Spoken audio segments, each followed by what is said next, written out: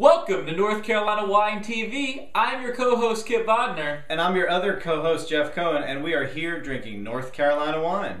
Jeff, new winery alert. That's right, new winery alert. Rockhouse Vineyards in Tryon, North Carolina. Okay, so this is our first wine from Rockhouse Vineyards. We're going to get to that in a second. Have a little bit to say about this particular bottle. Quick reminder, if this is your first episode, we drink wine made from North Carolina. Made in North Carolina. Yeah.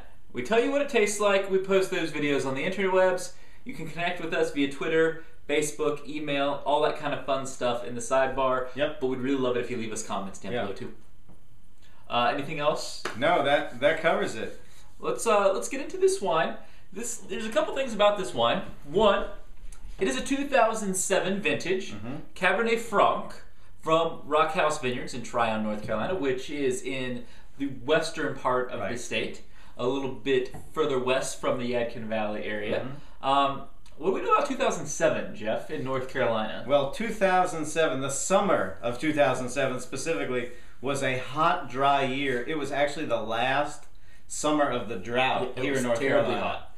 It was like 90 degrees every day. And what we have found is that there have been many red wine grapes that did fantastic that summer. Yeah, we've had the red wines we've had from 2007 have been really good. Secondly, this is Cabernet Franc, which from the first 100 and some odd episodes of North Carolina Wine TV, we've had more good Cabernet Francs than we have had bad Cabernet Francs. It seems to be a grape that does well in North Carolina. And we probably have had more good Cabernet Franc than good of any other grape varietal, especially red wine. Yeah. Grape varietal. So, we expectation aside, never had this wine. Not even smelled it, tasted it, nothing. Right. You're gonna get our initial reactions right here. That you would think on paper, this looks like it could be a decent wine. Yeah. But we're gonna give it a try and see. We're not drinking paper. We're drinking wine. We're drinking red wine. Yep. And so we're gonna spin this up. This bottle's been open for a little bit. We poured some wine in the glass, let it kind of rest and sit, and then I'm smelling it already from here. So that's always a good thing. Yeah, it certainly, since it's been sitting here open, we have been smelling it. Also, real quick, probably my favorite quirk of a winery in North Carolina Wine TV. They have little houses. Their logo is the little rock house, and they've got the cork is just imprinted, stamped with many houses, and I like that. I think that's really cool and kind of original. So, well, one of the things we do, since we're marketing guys, we talk about packaging. We talk about the packaging. I like this label a lot. It's very clean, modern. I do like it. It's got nice, clean font and minimalistic. It looks like a very modern, forward-thinking winery. That's right. The other thing I like about it, I like the size. It's a little smaller than a label, a little narrower, right? And so it also gives that contemporary feel. And this wine was $19 at Southern Season in Chapel Hill, North Carolina. Purchased by me. We call that hard-earned Kip dollars. Hard-earned Kip dollars went to buy the Rockhouse Vineyard Cabernet Franc, and let's see if it's worth it. Yeah. So I'm getting some Cabernet Franc tradition here, right? Absolutely. Some of those great vegetable smells are in there. V8 juice. So some spicy spiced tomato juice, some V8 juice, vegetable juice kind of there. Definitely green peppers.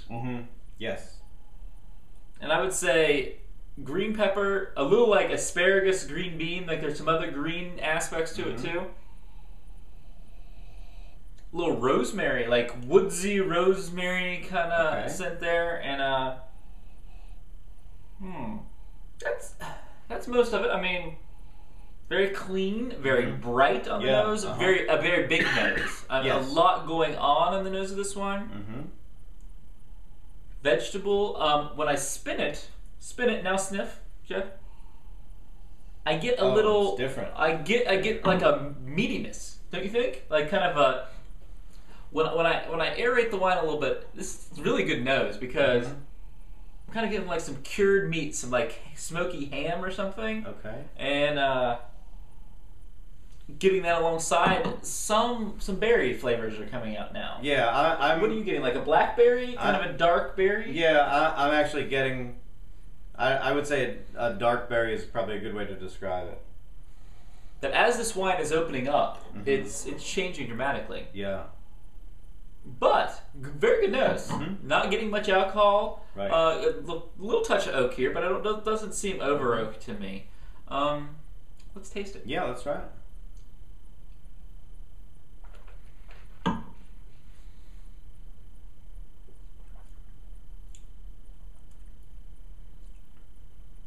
Really dry. Really dry.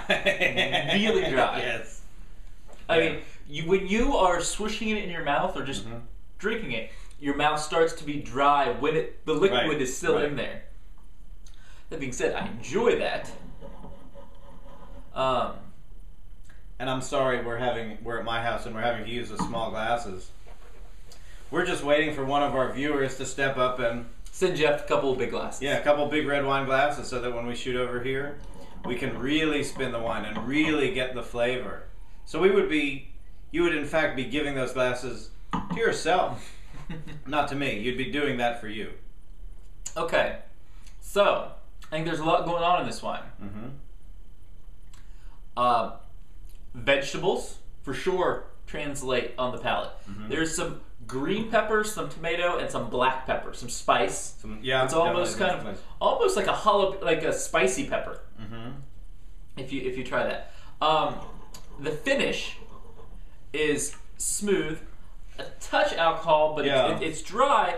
But what gets me is it finishes very coffee cocoa. I mean, dark chocolate coffee. It's a little oaky. Yeah, it's a little oak. It is a little oaky. It's a little too woodsy. Right, on the finish. On the finish. Yeah. Before the finish, the oak was right, but this is just a little too oaked.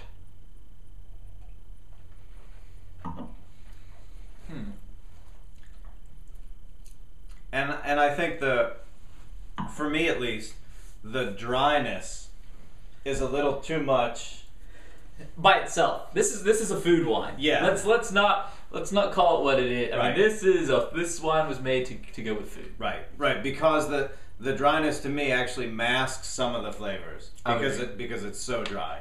I would completely agree. A lot of flavors going on here though. Yeah. Getting some of that blackberry on the palate. I mean,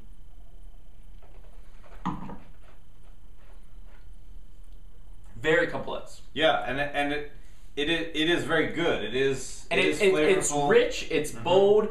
Very good body. Yeah. You know, I mean, 2007 is bringing some winners here. It's bringing really rich, big, body-filled wines from North Carolina wine producers. $19 is getting up there for North Carolina red wine.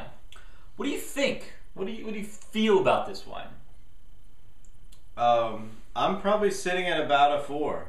I was right there. Yeah. Had the price and the oak on the finish. Yeah. Kind of draw it down for me. But if you are a fan of Cabernet Franc and you're a fan of big dry red wines, this is one of the better ones we've had in the past few months. So would highly recommend seeking this out. It's a good first effort for the first wine we've had from Rockhouse Vineyards. So that's right. And if you can afford $19 for a bottle of wine, definitely go for it. Yeah, definitely. I think it's a fair price point, $19 for this. It's getting a little high, but it's not bad. That being said, it's a good bottle of wine. Would give it a try. I think there's one thing left to do. Here's to the Old North State.